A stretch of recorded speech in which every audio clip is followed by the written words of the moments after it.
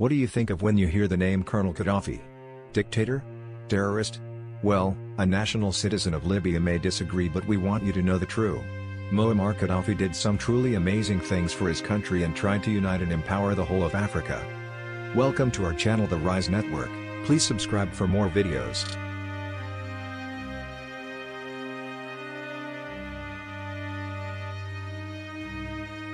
Muammar Gaddafi was born June 7, 1942. Commonly known as Colonel Gaddafi, was a Libyan revolutionary, politician. Having taken power, Gaddafi converted Libya into a republic governed by his Revolutionary Command Council. Gaddafi became the de facto leader of Libya on September 1, 1969 after leading a group of young Libyan military officers against King Idris I in a bloodless coup d'état. Under Gaddafi, education and healthcare were free for all. Gaddafi's government had legislation providing for a grant to newlyweds to buy their first apartment so as to help start a family. The Gaddafi regime embarked on one of modern man's edifices of development, the Great Man-Made River Project, to make water available to the whole country. As is known, Libya is in a desert region, and Gaddafi's plan to ascertain every citizen of access was the Great Man-Made River Project. Libya was a well-endowed state. To put this into perspective, the self-acclaimed champion of democracy and capitalism, the USA, has a debt of over $18 trillion. Libya had none. Enough said. The price of petrol was $0.14 per liter.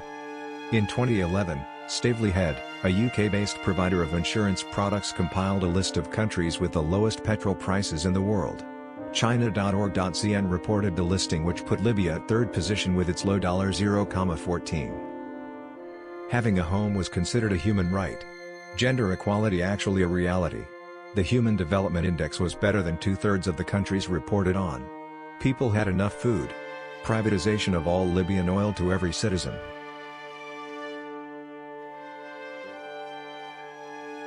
A grandson of Nelson Mandela is named Gaddafi, a sign of how popular the late Libyan leader Muammar Gaddafi once was in South Africa and many other African countries.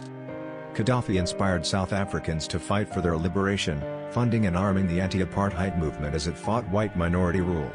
After Mr. Mandela became South Africa's first black president in 1994, he rejected pressure from Western leaders, including then US President Bill Clinton, to sever ties with Gaddafi, who bankrolled his election campaign. "Those who feel irritated by our friendship with President Gaddafi can go jump in the pool," he said. Instead, Mr. Mandela played a key role in ending Gaddafi's pariah status in the West by brokering a deal with the UK over the 1988 Lockerbie bombing. It led to Gaddafi handing over Abdel Basit Ali Mohamed al-Megrahi for trial in Scotland. He was convicted in 2001, before being released 8 years later on compassionate grounds, a decision Mr. Mandela welcomed. No one can deny that the friendship and trust between South Africa and Libya played a significant part in arriving at this solution. It vindicates our view that talking to one another and searching for peaceful solutions remain the surest way to resolve differences and advance peace and progress in the world, he said in 1999, as he approached the end of his presidency.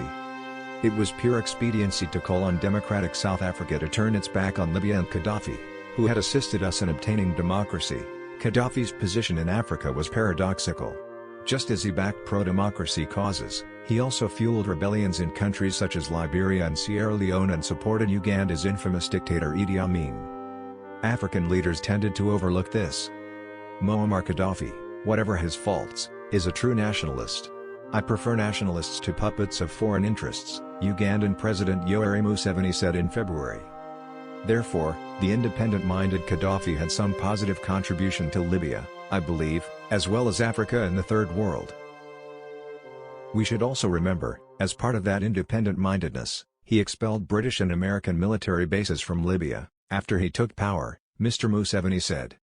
Gaddafi played a prominent role in the formation of the African Union, AU, a body in which he wielded enormous influence because he was one of its major financiers.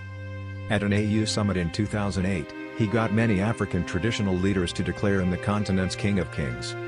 A spokesman for one of those traditional leaders, Uganda's Toro Kingdom, says Gaddafi was a visionary and would be missed. "We saw the human side of him, not Gaddafi the colonel or the proverbial terrorist as the Americans and Europeans described him," Philip Wanyee said.